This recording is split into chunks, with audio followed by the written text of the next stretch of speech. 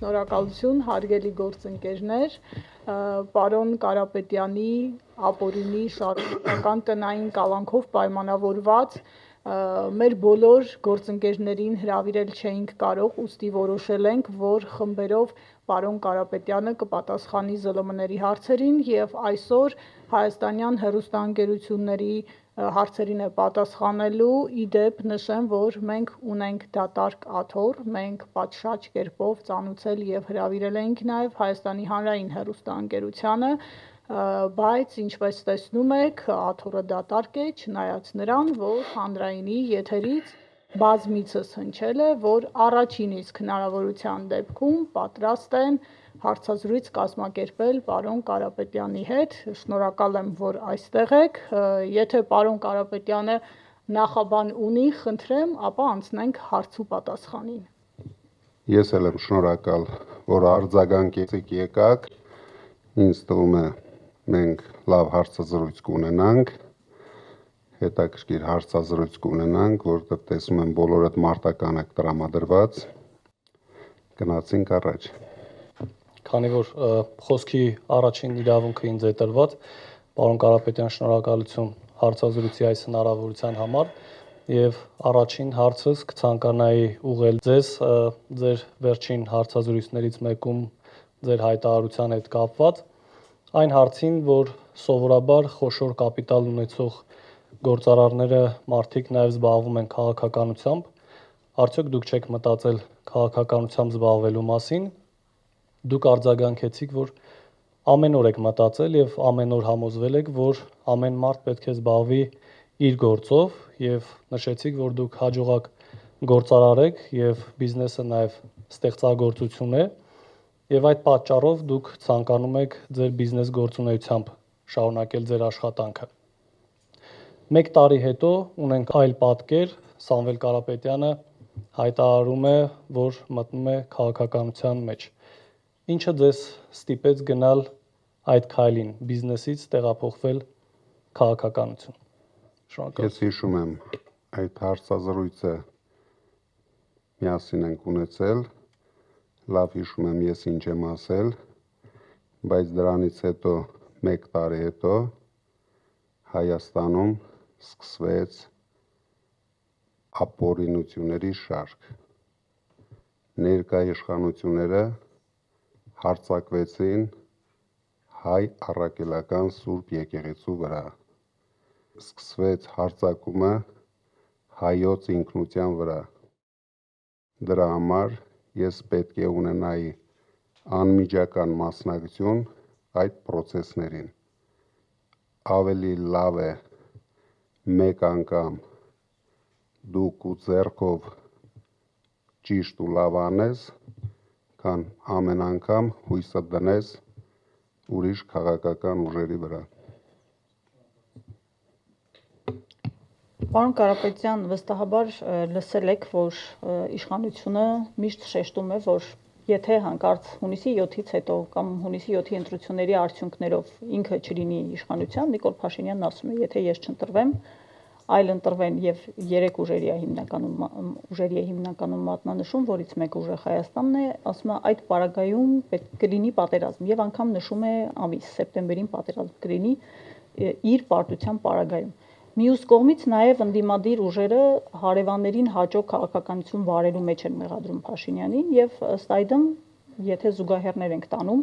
ինչ է ստացվում այդ հայտարարության արդյունքում, ո՞րն է ձեր պատասխանը դրան։ Ես վստահեցնում եմ, սեպտեմբերին պատերազմ չի լինի, որովհետև սեպտեմբերին Փաշինյանը չի լինի։ Հայաստանին սպառնում է երկու մարդ՝ Ալիևը եւ Փաշինյանը։ Պարոն Կարապետյան, 2018-ին ժողովրդական ալիքի վրա իշխանության եկած մարդիկ վերջին 8 տարում ապացուցել են, որ իրենց իշխանությունը պետք էր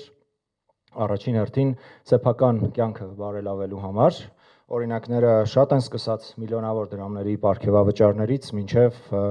առանձնատներ, որոնք կառուցում են կամ ձեռք են բերում այսօրվա պաշտոնյաները։ Դուք ինչպես եք պատրաստվում համոզել մեր ժողովրդին, որ ձեզ իշխանությունը պետք է ոչ թե սեփական թիմը հարստացնելու համար, այլ Հայաստանը ուժեղացնելու, հարստացնելու համար։ Դրա համար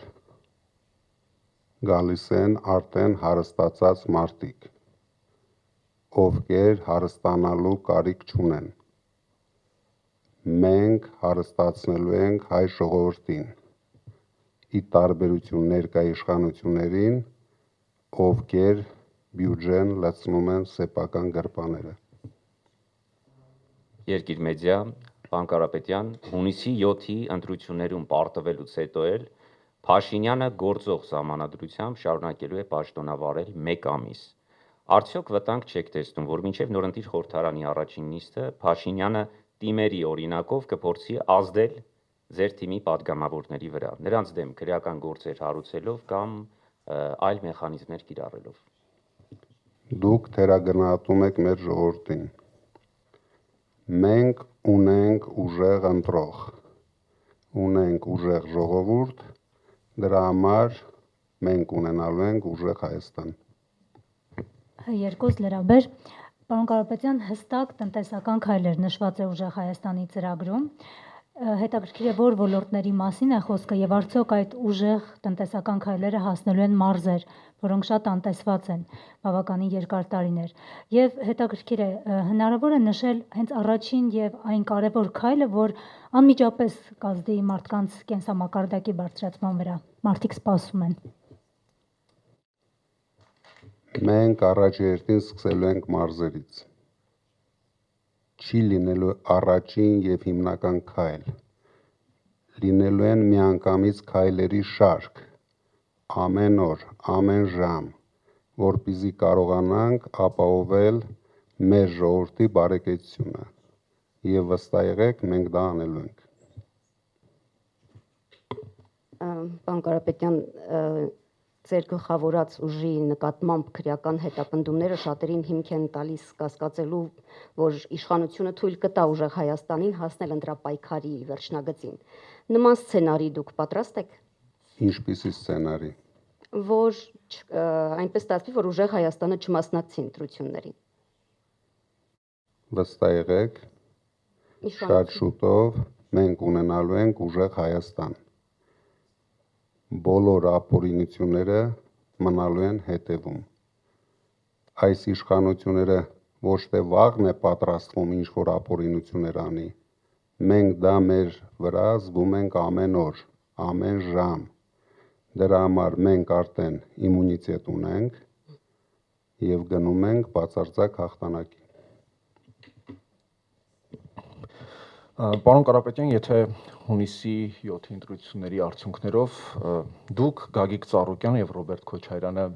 հաղթահար եք անցողիկ շեմերը եւ ստացվի նաեւ այնպես, որ կոալիցիայի միջոցով հնարավոր լինի հասնել իշխանության։ Դուք այդ դեպքում դիտարկում եք բացառապես ձեր թեկնածությունը, թե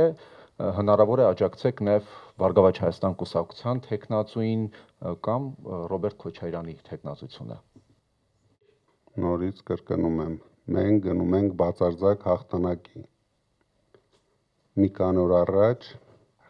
Գագիկ Ծառուկյանը եւ Ռոբերտ Քոչարյանը հայտարարեցին, որ իրենք աջակցելու են առաջի հաղթող ուժին։ Քանի որ մենք վստահ ենք մեր հաղթանակի մեջ, դա նշանակում է, որ իրենց հայտարարությունը մեր մասին էր։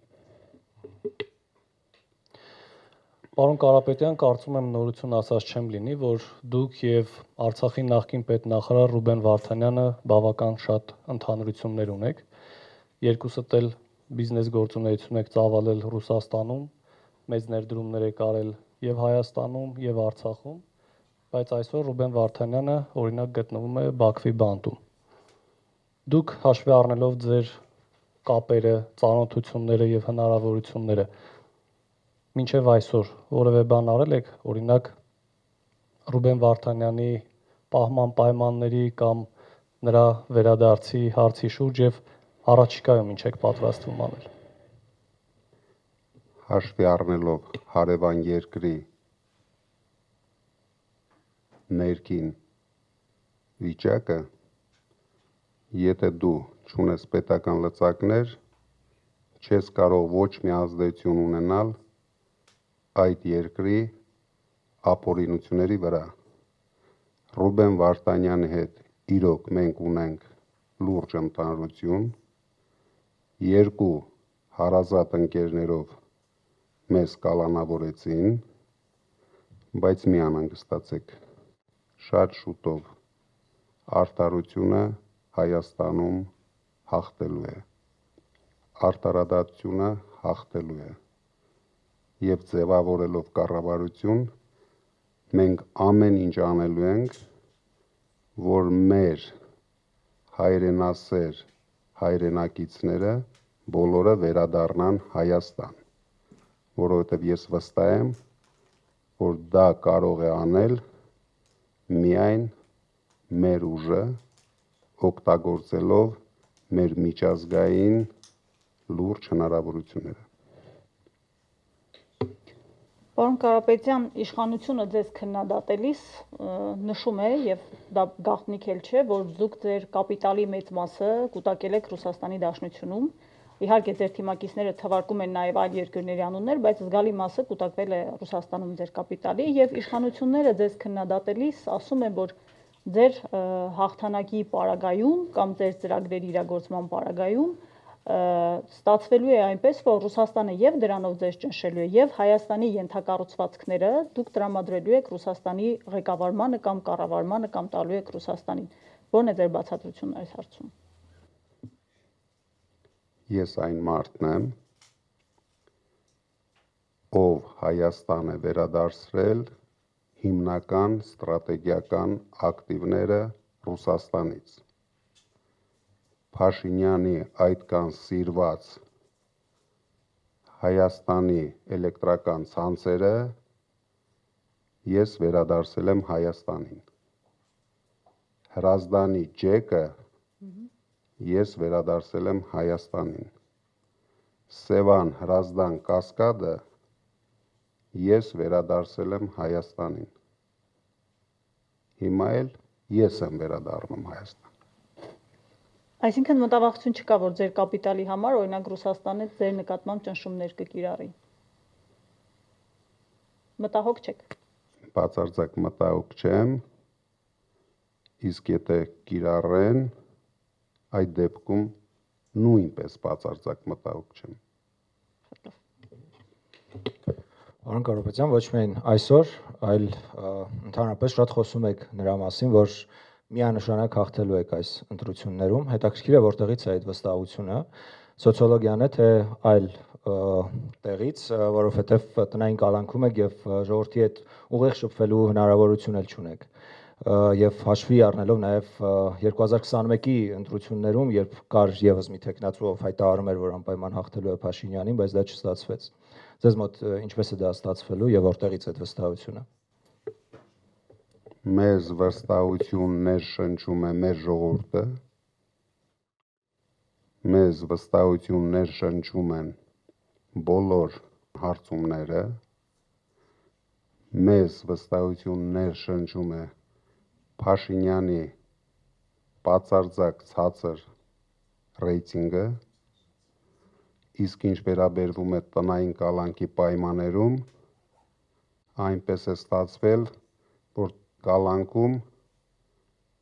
նույնպես հեշտությամբ կարելի հաղթել Փաշինյանին։ Պարոն Կարապետյան, 2021 թվականի համապետական ընտրություններին եւ 2025 թվականի Գյումրու քաղաքապետի ընտրությունների ժամանակ ինչ որ X պահի հանկարծ անջատվեց էլեկտրականությունը։ Դուք որպես հեծի փաստացի սեփականատեր մտավախություն չունեք, որ նույնը, բայց ավելի մեծ մասշտաբով կարող է կրկնվել այս համապետական ընտրություններին եւ իշխանությունը մեղքը բարդի ձեզ վրա։ Արդեն 1 տարի է հեծը շատ վատ կառավարվում է ներկա իշխանության եւ իրենց վատ կառավարիչների կողմից։ Դրա համար ամբողջ պատասխանատվությունը կրում են թե այս իշխանությունը, թե ներկա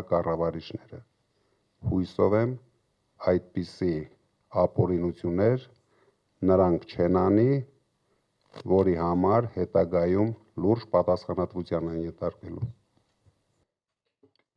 Պարոն Կարապետյան, յուրաքանչյուրիս ողջ հասարակությանը հետաքրքրող ամենակարևոր հարցը։ Ասացիք, որ սեպտեմբերին պատերազմ չի լինելու։ Հետևաբար անվտանգության ոլորտից խոսենք։ Այստեղ առաջնահերթությունները ինչպես է պատկերացնում ուժեղ Հայաստանը։ Սահմանների ամրապնդում, ներքին կայունություն, միջազգային համագործակցության ընդլայնում կամ այս ամբողջի համադրությունը։ Այս մասին խնդրում եմ։ Մենք նայում ենք ամբողջի համադրությունը։ Մենք հասկանում ենք, որ չունենալով ուժեղ տնտեսություն, անհնար է շարունակել մնացածի մասին խոսելը։ Դրա համար մենք վստահ ենք, որ ուժեղացնելով մեր տնտեսությունը, մենք ունենալու ենք արժանապատիվ, երկարատև, կայուն խաղաղություն։ Պարոն Կարապետյան, արդեն խոսեցիք Ռոբերտ Քոչարյանի եւ Գագիկ Ծառուկյանի հետ համագործակցության մասին գործընկերոջս հարցին պատասխանեցիք, բայց այդուհանդերձ կցանկանայի, որ ավելի մի փոքր բացեք փակագծերն, օրինակ, թե որն է ուժեղ Հայաստան կուսակցության դիրքորոշումը Ռոբերտ Քոչարյանի գլխավորած ուժի Հայաստան Դաշինքի հետ համագործակցության վերաբերյալ։ Ես արդեն ասեցի, իրենք ունեն հայտարարություն։ Մենք գնում ենք բացարձակ հաղթանակի։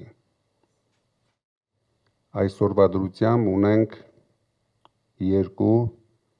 կոնկրետ պոզիցիա։ Այդ սահմաններում մենք աշխատում ենք։ Գնում ենք բացարձակ հաղթանակի, հիշելով Ռոբերտ Քոչարյանի եւ Գագիկ Ծառուկյանի հայտարարությունները։ Պարոն Կարապետյան, ապրիլի 1-ին, երբ Ռուսաստանում տեղի ունեցավ Վլադիմիր Պուտինի եւ Նիկոլ Փաշինյանի հանդիպումը, ակնհայտորեն Վլադիմիր Պուտինը իր աջակցությունը հայտնեց ձեզ, թեև որևէ անուն չնշվեց, բայց վերլուծաբանների գնահատմամբ խոսքը հենց ձեր մասին էր։ Դուք ինչպես եք վերաբերվում Վլադիմիր Պուտինի այդ աջակցությանը։ Նայեք, Հայաստանի քաղաքական դաշտի ապօրինությունների մասին այսօր գիտեն ամբողջ աշխարհում։ Մեր մասին ասում են ու գրում են Վաշինգտոնում։ Մեր մասին ասում են ու գրում են Լոնդոնում։ Մեր մասին ասում են ու գրում են Փարիզում։ Ռուսաստանում ամենաբարձր մակարդակով դրա մասին ասվեց, բայց դա չի նշանակում, որ մենք դիրքորոշում պետք է ունենանք դրա մասին։ Քանի որ Փաշինյանը այսօր ամեն ինչ անում է, որ Հայաստանը դարձնի գերտերությունների բախման կենտրոն, հետագա լուրջ ծրագրերով, ստեղծելով քաոս, Հայաստան բերելով 300,000 ադրբեջանցիների, իսկ մենք հասկանում ենք, որ 300,000 ադրբեջանցի բերելով մենք ստիպված ենք լինելու հայկական բանակում ունենանք ամենակիչը 10,000 ադրբեջանցի ծառայողներ։ Իսկ մենք շատ լավ ենք հիշում Սաֆարովի Հունգարիայում կատարածը։ Այսինքն մենք պետք է համբերատար նայենք այդ բոլոր քայլերին։ Դրա համար մեզ պետք է նոր ուժեղ առաջնորդություն, որպեսզի մենք կարողանանք հավասարակշռել մեր բոլոր միջազգային գործընկերներին եւ վստահ եղեք, շատ շուտով մենք դա ունենալու ենք։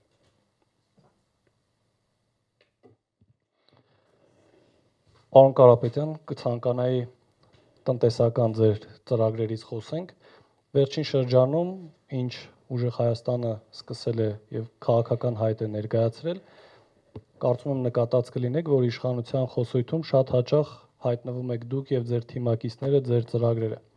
Օրինակ իմ հետ տարբեր հարցազրույցներում իշխանության ներկայացուցիչներն ասում են, որ ձեր ծրագրերը, ձեր թիմակիցները նաեւ քննադատության չեն դիմանում։ Վերջերս իշխանության ներկայացուցիչներից падգամավոր նշեց, որ օրինակ 0% հարկ փոքր բիզնեսին սա ոչ միայն հնարավոր չէ իրականացնել, այլ նաև դա որակում են որպես մանիպուլատիվ եւ ժողովրդին, այսպես ասած, խաբելու ձև։ Դուք որպես բիզնեսում հաջողակ կայացած մարդ կցանկանայի հենց ձեզնից լսել, թե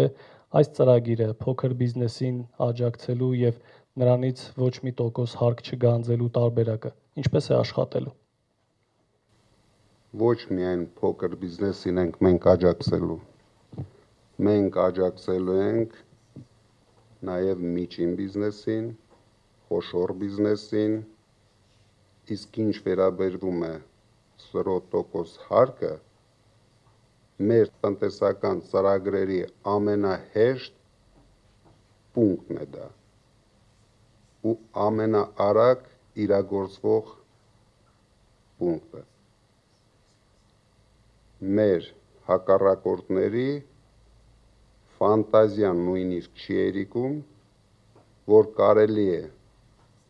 ոչ թե բիզնեսին աջակցել, այլ գոնե մեկ մարդու աջակցել։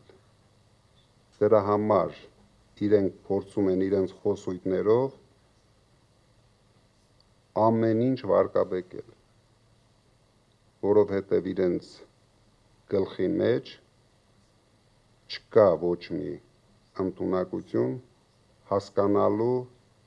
նույնիսկ ամենահասարակ ծրագրերը։ Պարոն Կարապետյան, Արցախի հետ կապված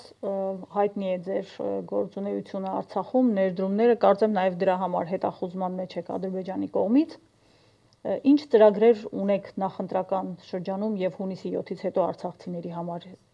ինչ ռազմավարություն եք մշակել արցախցիների, նրանց իրավունքների համար, որն է ձեր պլանները իրենց հետ կապված։ Դա երևի մեր ազգի ամենաբարդ հարցն է։ Մենք թույլ անկարող իշխանության շնորհիվ այսօր ունենք փաստ կորցրած մեր երկրորդ հայրենիքը։ Առաջ երթին մենք պետք է ապահովենք արցախահայության արժանապատիվ կյանքը Հայաստանում եւ ձևավորելով կառավարություն անելու ենք ամեն ինչ արցախահայության անվտանգ վերադարձը Արցախ։ Պարոն Կարապետյան, վերադառնալով տնտեսական ձեր ծրագրին 300,000 աշխատատեղ եք խոստանում ստեղծել իշխանության գալուց հետո 5 տարվա ընթացքում, բայց գիտենք նաև, որ հատկապես իշխանական թևից կան մաթեմատիկական հաշվարկներ այն մասին, որ դա գրեթե անհնար է եւ դրա համար շատ մեծ ներդրումներ են պետք, եթե հաշվի առնենք, որ եթե գործնականում դա հնարավոր է։ Կասեք, ինչպես եք դա անելու, մի փոքր այսպես մանրամասն բացատրելով նաև մեր հանրությանը եւ եթե կարելի է վիճակագրական տվյալ ներկայացնեք, թե վերջին 30 տարում Հայաստանում որքան աշխատատեղ եք ստեղծել։ Իշխանության մաթեմատիկան միջև 5-րդ դասարանի մակարդակի է։ 300,000 աշխատատեղ կարելի է ստեղծել Հայաստանում 5 տարում ոչ շատ մեծ դժվարությամբ։ Դրա համար պետք է լինի առաջերտին նվիրվածություն։ Մենք հիմնվում ենք նաև մեր անձնական հնարավորությունների վրա, մեր գործընկերների վրա, մեր սփյուռքի հայրենակիցների վրա, վերադարձնելով վստահությունը Հայաստանի նկատմամբ, մենք լուրջ խտանելու ենք ներդրումային հոսքերը Հայաստան։ Պետությունը կանգնելու է բիզնեսի կողքին։ Դուք գիտեք, որ հիմա բիզնեսը պետության թշնամին է։ Բոլորի վրա հարյուրավոր քրեական գործեր, Բոլորի ընտանիքները այսօր քրեական հետապնդումների տակ են։ Դուք պատկերացրեք, եթե առավոտը բիզնեսմենը գնում է գործի եւ գիտի, որ տվյալ պահին իր ծեր ծնողները ժամերով սպասում են քննիչի քմահաճույքին, կընտունի նրանց, քանի ժամ պահի իր կողքը։ Եթե բիզնեսմենի երեխաները, թեկուզ եւ չափած, առավոտից երեկո գտնվում են տարբեր հաստատություններում, որտեղ չեմ ուզում օգտագործեմ բառը տերոր, բայց ենթարկվում են ցանկացած տիպի բռնությունների, որ բիզնեսմենը ցանկություն կունենա ներդրում անել այս երկրում։ Գլխավորը մենք պետք է վերադարձնենք վստահությունը, գլխավորը մենք պետք է վերադարձնենք սփյուռքի վստահությունը իրենց հայրենիքի նկատմամբ։ Մենք Հայաստանը դարձնելու ենք 10 միլիոն հայի հայրենիք, իսկ Փաշինյանը ուզում է դարձնել 3 միլիոն հայի եւ 300,000 ադրբեջանցու հայրենիք։ Այդ քայլերով դուք վստահ եղեք, բացարձակ դժվարություն չկա, շատ արագ դուք տեսնեք, նույնիսկ առաջի արդեն ամիսներից դուք տեսնեք այդ զարգացումները։ Ինչ վերաբերվում է մեր ընկերության ներդրումային ծրագրերին, համենայն դեպս կարող եմ վստահ ասել, որ Փաշինյանի կառավարման տարիներին, եթե վերցնենք բոլոր խոշոր ներդրումները, բոլոր, համարժեք կլինեն կամ ավելի պակաս կլինեն, քան մեր ընկերության ներդրումները Հայաստան։ Մենք նույն տեմպը շարունակելու ենք։ Պարոն Կարապետյան, հիմա եթե եկաք իշխանության, Ադրբեջանի հետ խաղաղության պայմանագիր ստորագրելու եք եւ Թուրքիայի հետ դիվանագիտական հարաբերություններ հաստատելու եք, փորձելու եք գնալ նման քայլերի, թե ոչ։ Մենք թույլ չենք տալու այն սխալները, որը կատարեց ներկա թույլ իշխանությունը իր մեծամտությամբ, իր անկարողությամբ հասցրեց նրան, որ մենք կորցրեցինք մեր երկրորդ հայրենիքը։ Մենք վարելու ենք արժանապատիվ ճիշտ բանակցություններ։ Բերելու ենք գերտերությունների երաշխավորությունը, որովհետև ես վստահ եմ, Հայաստանի նման պետությունը չունենալով լուրջ երաշխավորություն, դառնալու ենք, ինչպես ասեցի, գործիք Ալիևի ձեռքերում։ Դրա համար այդ ուղղությամբ մենք վարելու ենք ճիշտ քաղաքականություն, լավ հարաբերություններ ենք ստեղծելու գերտերությունների հետ, տարածաշրջանային բոլոր երկրների հետ եւ ունենալու ենք արժանապատիվ երկարատև խաղաղություն։ Շնորհակալություն, գործընկերներ, եթե խնդրեմ։ Շատ լավ։ Պարոն Կարապետյան, հիմա մի գոյական եմ ասելու, խոստում։ Այս բառը այլևս մեր ժողովուրդը չի ընկալում հասկանալի պատճառներով, ուստի պարզ է, որ վստահության վերականգնման եւ այդ վստահությունը ամրապնդելու խնդիր ունենք։ Այստեղ ինչ եք պատկերացնում, ուժեղ Հայաստանը ինչ է անելու։ Դրա համար հենց առաջի օրից մենք խուսափել ենք խոստում բառից։ Մենք ասում ենք, մենք երաշխավորում ենք, որովհետև ես գտնում եմ քաղաքական դաշտում միայն մեր ուժը կարող է այդպիսի հայտարարություններ անել, հաշվի առնելով մեր հնարավորությունները։ Պարոն Կարապետյան, շաբաթներ առաջ դատարանի դահլիճում ճեպազրույցի ժամանակ հայտարարեցիք ձեր խոսքը ուղիղ մեջ բերեմ, Փաշինյանը բուժման կարիք ունի։ Փաշինյանը օրեր անց արձագանքեց, ասաց, որ ինքը վերջին 10 օրը հարբուխ է եւ շնորհակալություն հայտնեց իր առողջական վիճակով հետաքրքրվելու համար։ Հարբուխը նկատի ունեիք, երբ ասում էիք, թե Փաշինյանը բուժման կարիք ունի։ Հարբուխը դա գրիպն է։ Նայեք, արդեն 1 տարի է ես հետևելով Փաշինյանի անհասկանալի քայլերին եկա հետևության, որ ինքը հիվանդ է, բայց ես իրոք մտածում էի, որ կոնկրետ հիվանդության մասին, ես պատկերացում չունեի, որ ինքը շատ հիվանդություններ ունի։ Իրականում հարցերը շատ են, հատկապես Տվեք, որ առաջին հանգիստ տվեք։ առիթն է, պարոն Կարապետյան, ես ձեր թիմակիցներին հնարավորություն ունեցել եմ այս հարցը տալու, բայց այնուամենայնիվ մնում է մի բաց, եթե անգամ հունիսի 7-ին ուժեղ Հայաստանը բացարձակ մեծամասնություն է կազմում, վարչապետի թեկնածության հարցը լուծվելու է առաջիկա ամիսների ընթացքում եւ սահմանադրությունը պարտադրում է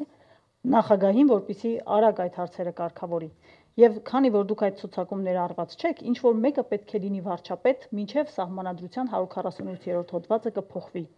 Այդ մեկը փաստացի Նարեկն է Կարապետյան։ Անցումային փուլում ինչ որ մեկը պետք է լինի, Նարեկ Կարապետյանը այդ հարցին արդեն պատասխանել է։ Իմ պատասխանը նույնն է։ Շատ լավ, շնորհակալություն։ Հարգելի գործընկերներ, շնորհակալ ենք, ինչպես նշեցի, հաջորդիվ պարոն Կարապետյանը կպատասխանի մեր մյուս գործընկերների հարցերին եւ հաջորդ հարցազրույցը չի ուշանա, շնորհակալ։ Մարիանա, բայց ես պատրաստ եմ, եթե էլի հարցեր կա։ Պարոն Կարապետյան, բայց մեկ հարց տամ ձեր թույլտվությամբ, կարող եք ընդգրկել, կարող եք չընդգրկել, բայց այնուամենայնիվ, եթե ձեր նկատմամբ քրեական հետապնդումը չլիներ, քաղաքական հայտ ներկայացնելու էիք։ Դուք կարող է իմ ասածները լիրիկայի ժանրից ընդունեք, բայց իհարկե, եթե չլիներ իմ նկատմամբ քրեական հետապնդում, եթե չլիներ Փաշինյանի վերջի տարվա անկանոն շարժումները, հարձակումները թե մարդկանց, թե մեր ինքնությունների վրա, ես նույնիսկ ամենավատ երազում չէի պատկերացնում ինձ քաղաքական դաշտում։ Բայց եթե հարցը մեր Հայաստանի կորցնելն է, բոլոր ցանկությունները, բոլոր լավ կյանքի ամբիցիաները երկրորդ պլան են գնում։ Շնորհակալություն։ Ես էլ եմ շնորհակալ, շատ հաճելի էր